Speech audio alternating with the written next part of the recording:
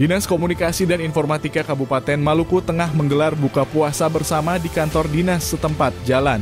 Protokol Kota Masohi buka puasa bersama dihadiri seluruh jajaran pegawai baik yang beragama Muslim maupun Kristen. Kepala Dinas Cornelis Soparwe di momen Ramadahan 1445 Hijriah itu mengatakan buka puasa bersama menjadi ajang silaturahmi antar seluruh keluarga besar di Maskominfo.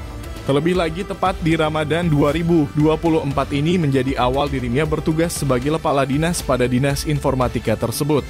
Tak hanya di situ, Soparwe bahkan meminta para pegawainya agar terus kompal dan saling kasih salin memahami kekurangan masing-masing.